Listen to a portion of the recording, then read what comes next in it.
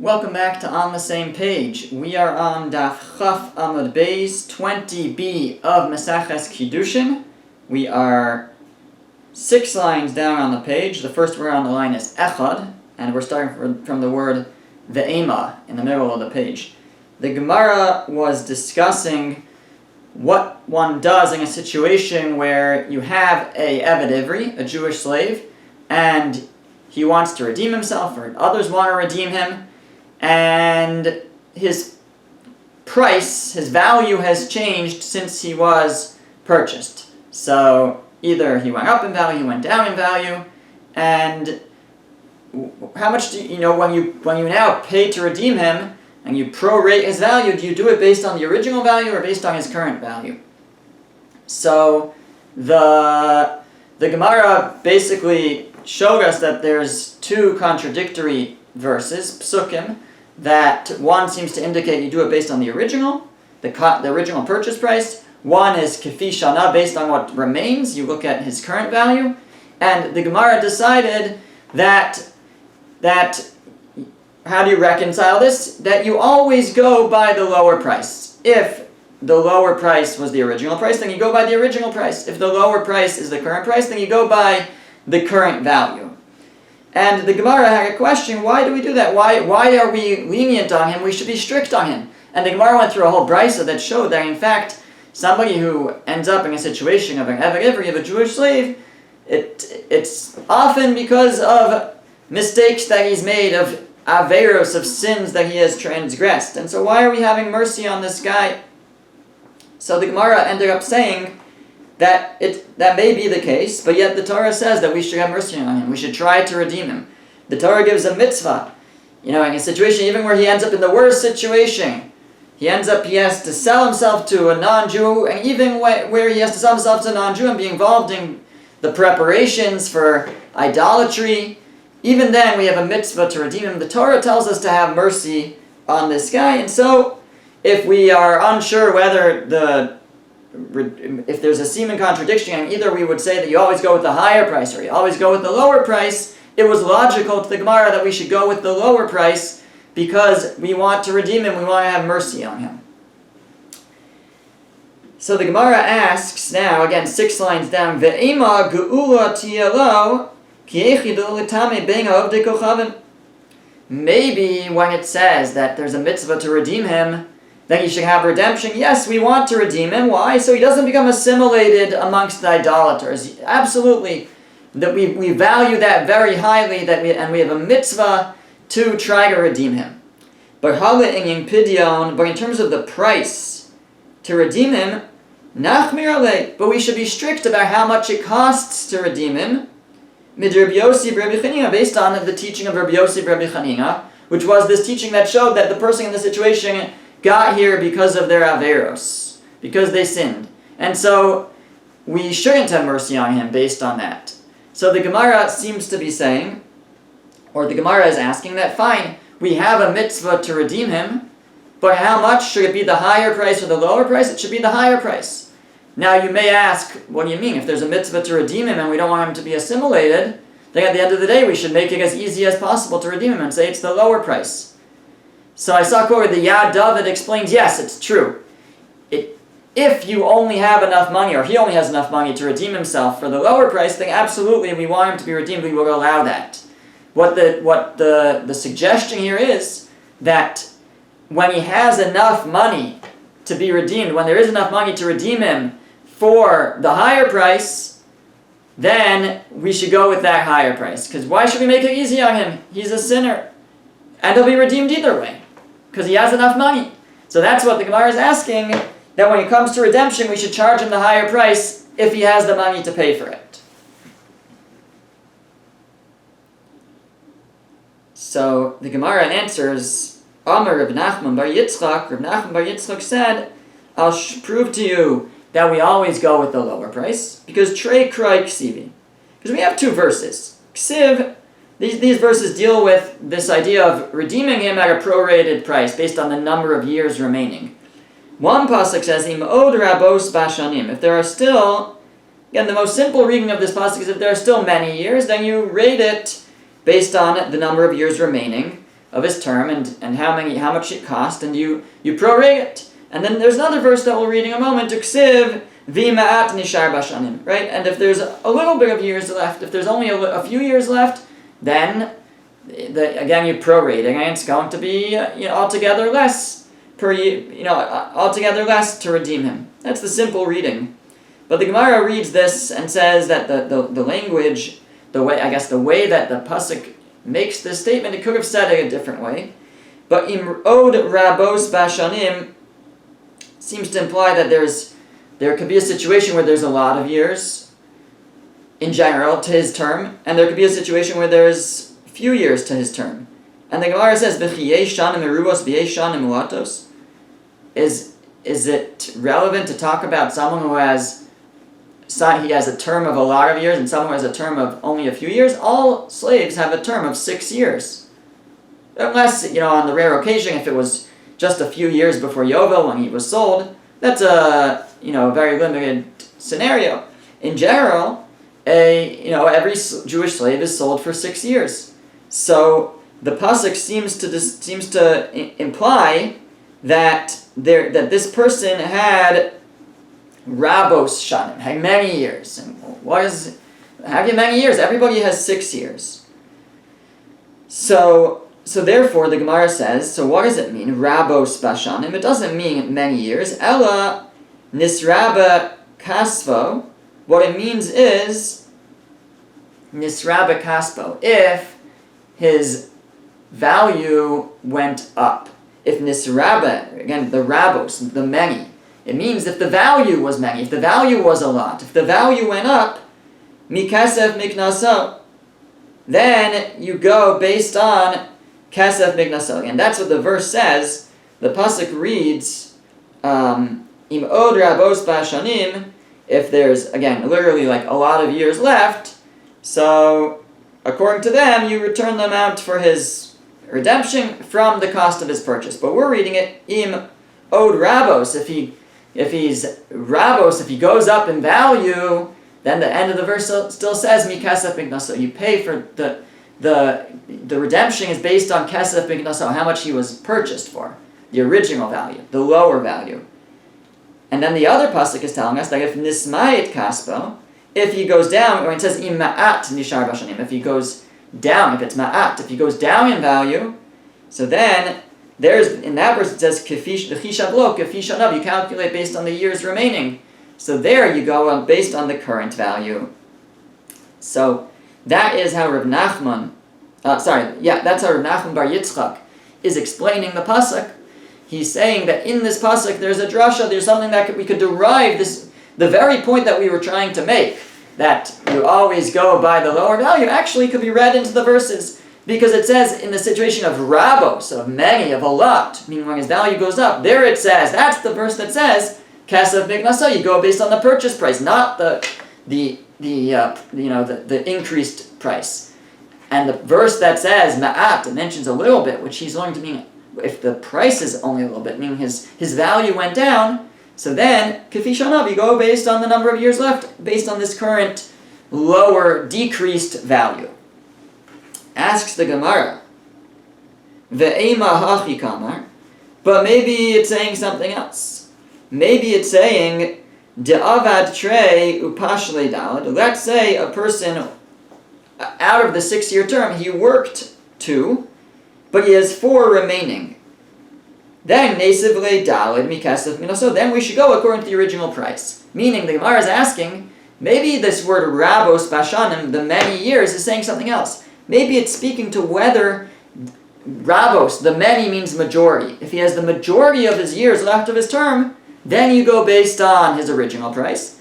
But if it's ma'at, if it's the minority of the years left of his term, so then that's where you go kefishnav. That's where you go based on the current value. Maybe that's what it's saying. It's not saying you always go based on the original, you always take the lower price. Maybe it's saying that if it's rabos bashan, if the majority of the years are remaining, you go with kesef miknasa, the cost of his purchase, the original price. And if it's ma'at, and if it's the minority of his years remaining, then you go with kefi shanav. You go with the remaining years, meaning based on the current value. That's what the Gemara asked. I'll read it again. Or maybe this is what it's saying.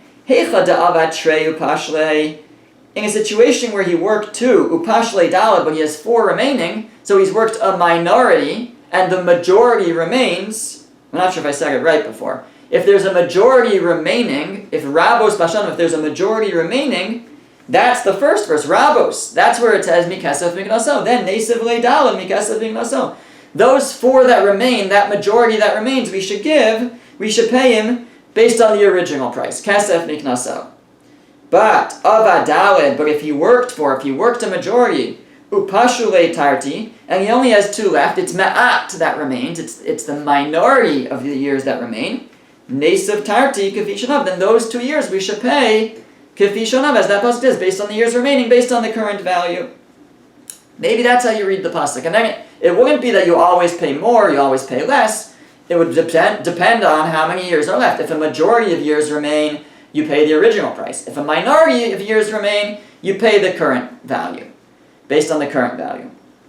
So maybe that's what it's saying. So the Gemara responds, Im king, if that were so, nichtov kra, the verse should have said, Im od rabos shanim.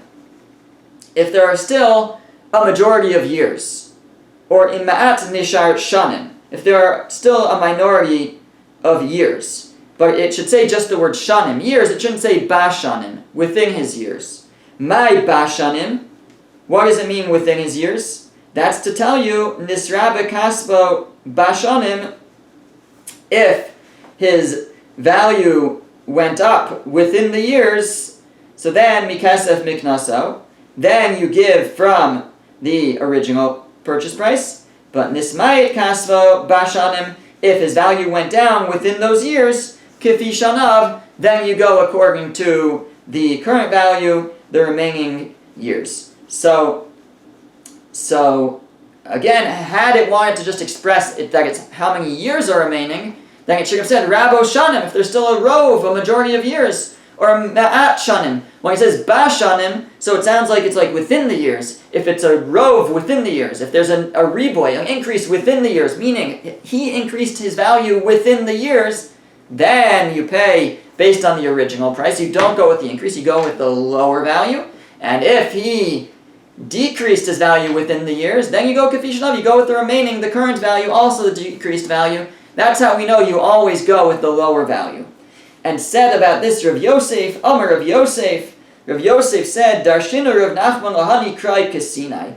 Rav Nachman explained these verses like from Har Sinai. Seemingly a praise of Rav Nachman's interpretation, his drasha on these psukim, that what's the praise exactly? Either he's saying it's, this is like a God-given from Sinai, this interpretation. This is what Hashem meant. This is what the Torah meant when it said this. Definitely a form of praise by saying he darshaned, he explained these verses like from Har Sinai. Okay. The Gemara continues after the parentheses. It says, Ba'aminei Rav Huna bar Chinana me Rav Sheshes. Rav Huna bar Chinana asked a question of Rav Sheshes. Eved Ivri hanimkar le'oved kochavim. If a Eved Ivri, a Jewish slave, was sold to a non-Jew, nigol l'chatzayin o eno nigol l'chatzayin, can he be redeemed half, partially, or can he not be redeemed in part? In other words, let's say somebody can't afford at the moment to completely redeem the slave. So, but he has half the cost to redeem him. So can he give half the cost right now and shorten the term from now? So now there will only be 3 years left. Now certainly, if he waits 3 years and then gives half the value, that would redeem, right? If he waits half the term, there's only half the term left, and now he pays for that half term. Yeah, then he's free. He paid the remainder of the term. But we want to know at the beginning of the term, or in the middle somewhere. But you don't have enough to pay out the whole term. Can you pay now, and will that take effect, and now split the term, cut the term down? Now there's only however many years remaining, whatever he didn't pay for. So can he be redeemed in part? Or not? Or do you have to pay all at once? Do you have to be able to pay whatever remains all at once? So So the question is, do we learn it from Sidei Achuza? Sidei Achuza is a field that is an ancestral field. It belongs to my shevet, to my tribe. I inherited it. We inherited it going back to the division of Eretz Yisrael, of the land of Israel when the Jews came to Eretz Yisrael. So the halacha is that if I sell my field from my family's property, so I'm not allowed to redeem it in the first 2 years. After 2 years, I'm allowed to actually pay to redeem it. If I don't, then it anyways comes back to me at Yovel. But let's say there's 20 years left till Yovel, to the Jubilee. So I would have to, again, the price would have been based on how many years are left to Yovel, or the original selling price. I want to now redeem it. So, but I don't have enough to redeem the whole thing. I don't have enough money to redeem the whole thing. So can I redeem it and cut the term down, to 10 more years? So, and this is seemingly where it's very relevant, in a certain way, because here, if I don't redeem it, I'm going to have to wait. Actually, okay, put that on the side. So that's the question. Over there we find that you can't redeem it in part. When it comes to redeeming a field, you can't redeem it in part. You have to either pay for the whole thing or you gotta wait until you can pay for the whole thing. So the question is, what about an Eved Ivri? Does he also have to pay for the whole thing, or could he redeem himself in part and cut down his term? So the Gemara says, Geulaso mistei achuza gamar. We learn Geulaso. It says his redemption, and it says his redemption has the same word. We have a Gezeira Shava. We compare these two things. We compare a Jewish slave to a ancestral property, and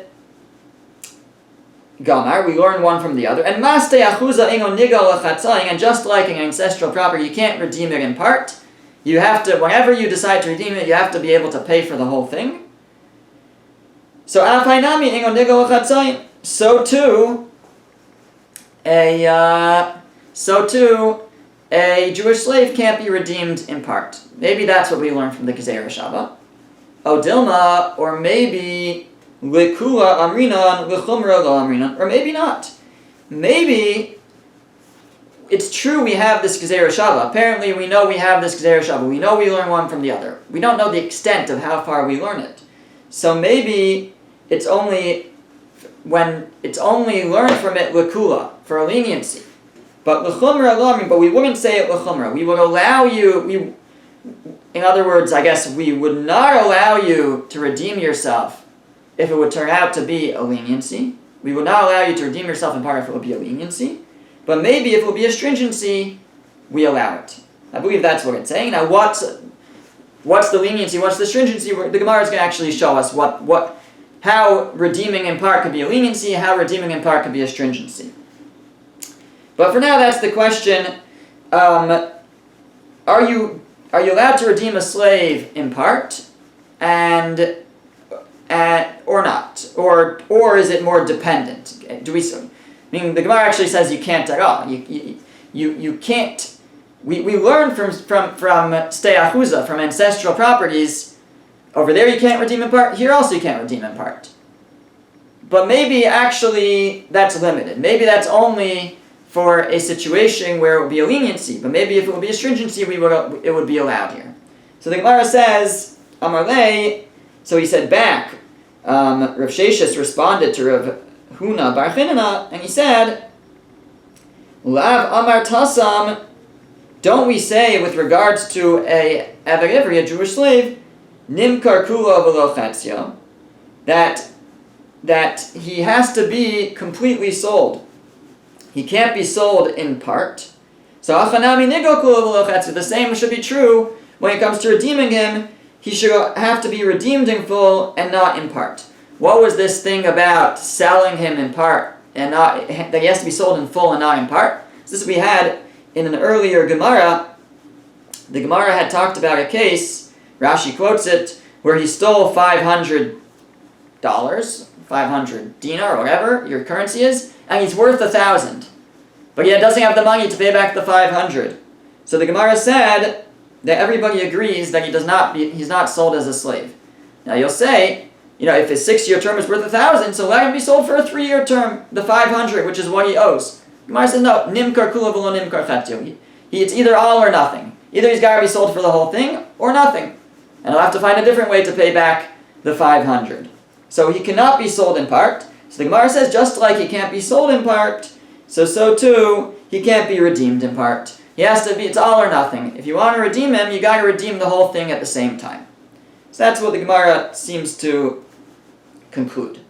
Now, Amar Abaye said, Im timtzi lomar nigal l'chatzayin, if you would say that he could be redeemed in part, mishkachas l'kula u'lechomra, it could come out actually as either a leniency or a stringency. So before, when we said that within that question that was phrased earlier, we said that maybe he only cannot be redeemed in part when it's a leniency, but maybe he could still as a stringency. Now we'll understand more how it could play out. It could being redeemed in part could either be a leniency or a stringency. Abaye says that if you would say that he could be redeemed in part, then it could come out as a leniency or a stringency.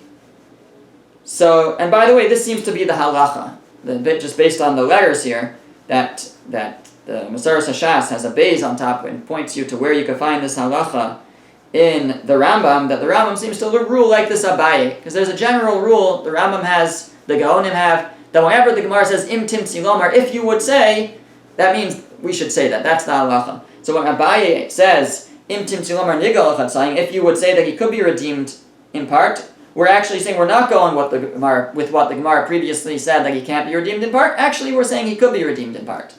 And now Abaye is going to tell us that it can actually be either a kula, a leniency, or a chumrah, or a stringency.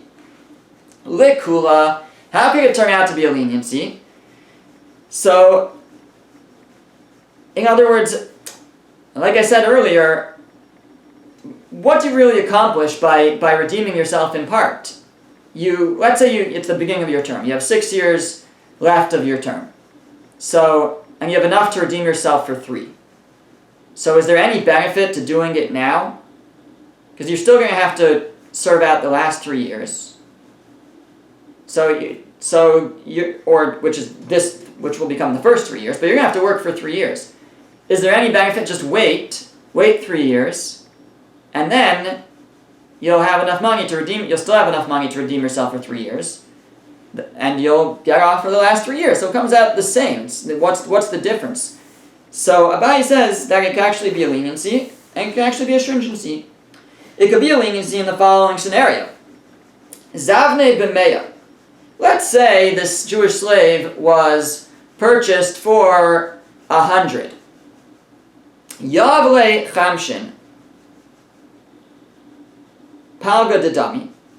And let's say he paid him 50.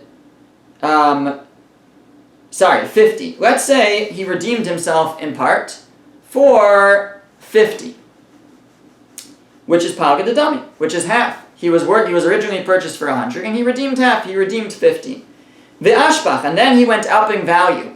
V'kam al masan, and now he's actually worth 200 instead of the original 100 that he was purchased for. So, but he had already, before he went up in value, he was already redeemed halfway, because he had redeemed himself for 50. So again, the case is, he was sold for 100 originally. He then went and paid back 50 and redeemed half the years. And then he went up in value to 200. But he's already half redeemed. He only has half the term left. So if it works to redeem yourself for half, then all he owes now is 100. Because he only owes half. He's now worth 200. And he only owes half, which is 100. But if you say that he cannot be redeemed for half, so then he's paid 50, but it didn't really do anything, because it didn't have any effect. You can't redeem yourself for half. That's what we're entertaining now. So he paid the first 50. So he paid 50 out of the 200, because now he's worth 200. He's going to have to be redeemed for the 200.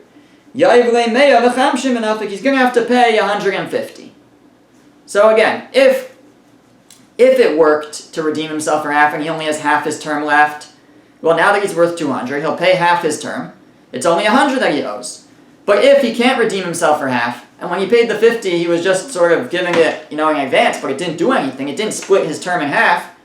So then he now still owes the rest of the 200, which is another 150, and not just 100. Now you might be wondering, what are you talking about? We said that when you go up in value, that doesn't do anything. You always pay the lower value. And the scenario he's describing involves paying the higher value. Right? We're saying if you go up to 200, then he's going to owe either 100 or 150. Why? We always go with the lower value. His lower value was 100. He should only owe 50, either way. So that's the Gemara's question. But didn't you say, Nisrabe kaspo mikasef miknaso? Like if he goes up in value, you only pay based on the original amount, and you should only have to pay 100. So the Gemara very creatively says, Kigon, the case would be relevant, de okir vizol ve'okir, where he was worth a lot, then he went down in value, and then he went up. In other words, the case would be that he was originally sold for 200. And then he went down to 100, before he even redeemed himself. He went down to 100. Now the halacha is, when you go down, you pay the lower price. So now it's only 100 to redeem himself. But he only had 50. So he redeemed himself for 50 and he paid off half his term. And now his value went back to 200. So now you'll say, well, you always pay the lower value. No, but you pay the original value. When you go up in price, we say pay the original value. Well, this is the original value. The original value was 200. So in this case, he will have to pay 200 to redeem himself, because it just went back to his original purchase price. So that's where this question is relevant. When he went down to 100 and then paid 50 and paid half of his redemption, did that work or not? Is half his term now paid up? If half his term is now paid off, then he only owes for half a term. He's now worth 200. Half a term is 100. So he only owes another 100. But if, when he paid that 50, it didn't do anything, he didn't pay off half his term, he was just paying 50 in advance, but he still has to pay for the whole term, he didn't redeem himself in part. So then, the cost now to redeem himself is still 200. He paid 50, so he still owes 150. So that's where it would be a leniency to say that nigal achatzayim. Where he goes up in value, if he already paid off half, then it's a leniency, because he owes less as a result. And also, mishgachas la l'chumra. But we can also find that it could be a chumra, it could be a stringency, in the opposite type of scenario, where he goes down in value. Zavne b'ma'asam. Let's say he sold himself originally for 200. And yayiv meya. And he paid 100 to redeem himself half. Pal gidami, which is half the value. V'ichsif. And then he went down in value. V'kam al meya. And now he's only worth 100. So he was worth 200, he paid half to redeem himself, and so he's half redeemed, and now his value changes, he's only worth 100. So if you say that when he paid the first 100 it did something, it redeemed half of him, so he's half redeemed, but that money's gone, and now he has to redeem his other half, so he's going to have to pay 50, because he paid to redeem his first half. Now he's only worth, his value went down to 100, but he only has to pay for half the term, so he owes 50 still. So he has to be you have to pay 50 to be freed. But if you say that he cannot be redeemed for half, so then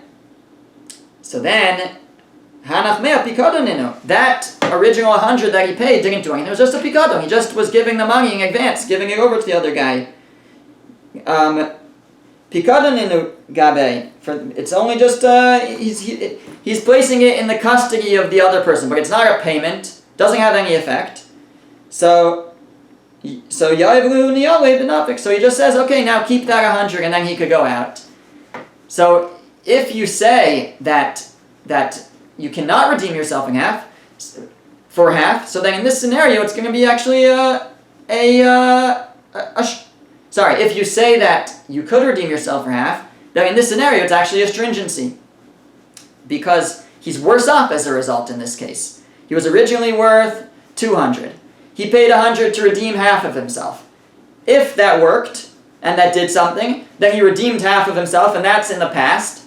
And now he has to pay for his other half. He went down in value to 100, so half of that is 50, he still owes 50. But if when he gave that original 100 didn't do anything, he was just giving it over for the guy to hold on to, so then he was originally worth 200. He gave the guy 100 to hold on to. Now he went down to 100, so now the cost to redeem himself is 100, because we go by the lower price. And guess what? He already gave the guy 100. He's holding on to it. So he could say, keep the 100 and I'm going free. Okay. So we see there's two sides to this, whether it could be a leniency or a stringency, to say that you could redeem yourself halfway. Ba'amine Rav Huna bar Chinana me Rav Sheshes. Rav Huna bar Chinana asked Rav Sheshes another question. Hamocher bayis bebate ari choma. If somebody sells a house in a city that is walled off, so nigal lachatzayim o eino nigal lachatzayim, can he be redeemed or not? Can it be redeemed in part or not? The halacha for a house in a base arichoma, in a walled city, is if you sell a house there, then you're allowed to redeem it within the first year. If you don't, then the buyer keeps it forever. So here the question is, what if you can't pay to completely redeem it? Can you partially redeem this house within the first year? I think here it's a slightly different question. I guess it would mean, can you keep half the value for yourself? Can you get back half the value of the house for yourself? Or do you have to be able to pay for it's all or nothing? You have to be able to pay for the whole thing or nothing. So again, we look to the halacha of a steiachus, of an ancestral field, that there it says, do we say, gulaso misteiachuza gamar? Do we learn again a gezerah shava? Because here it talks about gulaso, his redemption, redeeming the house, and there it talks about redeeming the field. And do we say that ma steiachuza eina nigalos l'chatzayim, just like a ancestral field cannot be redeemed in part? You have to redeem the rest of the term, the whole thing. You can't pay for half the remaining years. Af hainami eino nigal l'chatzayim. So too, the house cannot be redeemed in part. Could be the case would be you have 1 year to redeem this. Can you redeem it in portions? Pay half now and half, later in the year. Odilma. So do we say no? Because we learn from steiachuza then not. Odilma, or maybe hecha de gali gali, hecha de lo gali, where the Torah revealed it, taught it by steiachuza. That's where we have a drasha. It says there kidei gulaso, like according to the cost to redeem it, that you have to pay the whole thing. That's by an ancestral field. The Torah revealed that's where you have to pay the whole thing. But maybe by a house in a walled city, the Torah never revealed it, and in fact you are allowed to redeem half of it at a time. So Amar Lei, so Rav Sheshes responded, Min midrasho shel Reb Shimon nishba. From the teachings of Rabbi Shimon, we can learn it out. Nishma shelo ve'goel, that first of all you're allowed to borrow money to redeem this house. V'goel chatzayim, also you're allowed to redeem it in parts, in pieces. Because actually a steiachuza, an ancestral field, also you're not allowed to even borrow the money to redeem it. It has to be that you have the money on your own to redeem it. He's saying that when it comes to a house in a walled city, number one, you could borrow the money to redeem it, and number two, you could redeem it in parts. Titania, because we have a brisa. Im ga'o yigael, if he will surely redeem it. This is talking about another kind of field, a field that one was makdish, that one sanctified for hektish. So, when you sanctify a field for hektish, so there you also have a certain amount of time to redeem it, but there if you don't redeem it, and Yovel comes, actually you lose the field. When you sell it to another person, you can never lose it. You'll get it back at Yovel. When you give it to the Beis HaMikdash, when you sanctify it for the temple, consecrate it, and you don't redeem it before Yovel, then it stays with the temple, goes to the Kohanim, but you cannot get it back.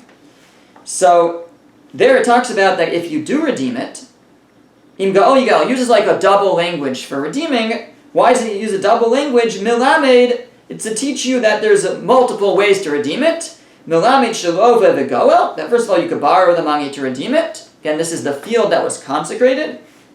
V'Goel Chatzayin also teaches me that you can redeem it in pieces, bit by bit. Now, Amar Reb Shimon said, Matam, what's the reason? Reb Shimon is famous for being Dorish Taima Dekra. He goes and he figures out what the reason is, and then he's willing to apply that reason to other scenarios. Everybody argues on Reb Shimon and says, we can't try to figure out the reason and then apply it to other scenarios, but Reb Shimon holds that you can. So that's what he's going to do over here.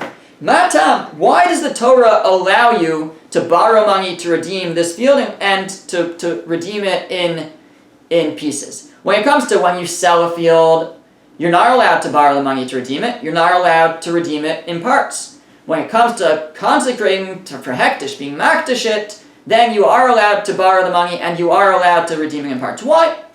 So Reb Shimon says, Lefi shematzinu b'mocher stei achuza, because we find when it comes to selling an ancestral field, sheyafe kocho, there's a certain increase to the person's power.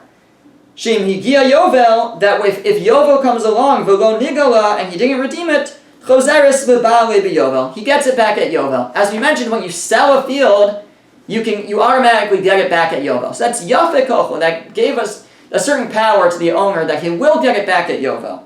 So since he's going to get it back at Yovel either way, so hura kocho, but on the other side, the flip side, we weakened his power, she'eno love v'goel, that he can't borrow the money to redeem it, v'goel chatzayin, and he also can't redeem it in part.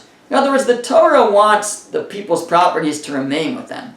So here where there is a way for him to get it back, he's going to get it back either way at Yovel, so there we don't need to make it a little bit easier for him to redeem it earlier, because he's going to get it back. So we say you can't borrow the money to redeem it, you can't redeem it in parts, but you'll get it back at Yovel. But makdish, but somebody who sanctifies his field, consecrates it for hektish, shehura kocho, there his power is weakened. In what way? Shemigia Yovel v'lo nigala, if Yovel comes along and he didn't redeem it, yotzel kohanim b'Yovel, he doesn't get it back. It goes to the Kohanim. You lose your field. If you sanctify your field and don't redeem it, you lose it at Yovel. So there, Yafeh Kocho, there the Torah increased his strength, increased his power in terms of redeeming it earlier. Shelova v'goel v'goel chatzayin, that you can borrow to redeem, and you can redeem it in pieces. So that was Reb Shimon coming and telling you that's why the Torah allowed it. That's why the Torah did not allow it when you sell your field, and that's why you allowed it when you consecrate your field. Now, what about a house in a walled city? So he says, so hi mocher bayis b'batei arichoma nami. So we should say the same thing about a house in a walled city. A house in a walled city, you have 1 year to redeem it, and if you don't, it's gone. You don't get it back, even at Yovel. So hoa v'hura kocho, since he's weak in shim malolo shana tamima, that if a year passes, v'lo nigala, and he didn't redeem it, nechlat, he completely loses it. He doesn't have the free. I mean, he could buy it back from the guy if the guy wants to sell it, but he doesn't have he can't force the redemption. He can't insist that he gets it back. It's completely now belongs to the purchaser. So since there also he would lose it, so yafa kocho, so the Torah increased his power, shalova v'gol, that he could borrow and redeem the goel chatzayin, and he could redeem it in piecemeal. So Reb Shimon's saying that the Gemara is basically answering the question based on Reb Shimon, that according to Reb Shimon at least, you could redeem a house in a walled city in pieces, because we can learn it from that you could redeem a field that you consecrated in portions. And that's because the Torah wants it to make it easier to redeem, since otherwise you're going to lose it completely. The Gemara asks, Esvei, we have a contradiction from a Brisa. The Brisa says, Im ga'o yiga'el, if you will surely redeem. Again, this is about a field that was consecrated. Melamed shalova v'ga'o v'ga'o chatzayim. That teaches me that you can borrow to redeem the consecrated field, and you can redeem it in parts. Sheyachol, because I might think, v'alo dinhu, that it should be a kal v'chomer. Uma mocher stei achuza. I might have said that if somebody who sells a field sells an ancestral field, sheyafe kocho, there we find the Torah increased his strength. Shemigia yovel v'lo nigala. Choseres lebale biyovel. That there we say, we give him strength. We say if Yovel comes and it still wasn't redeemed, he gets it back. He gets it back at Yovel. We increased his strength. So you should say, but yet, Hura Kocho, and yet the Torah said that he's weakened. She'eng Loved, he's not allowed to borrow V'goel. We learned that from a pasuk, he can't borrow and redeem. V'goel Chatzayim, he also can't redeem in part. So, if even the one who has increased strength, that he gets it back at Yovel, still he can't redeem it in the middle, I might have said that a Makdish, somebody who consecrated his field to the Beis HaMikdash, Shehura Kocho, he's weakened. Shemigia Yovel v'lo nigala yotze lekohanim b'Yovel, that if Yovel comes and he didn't yet redeem it, he loses it, it goes to the Kohanim. So he's weakened.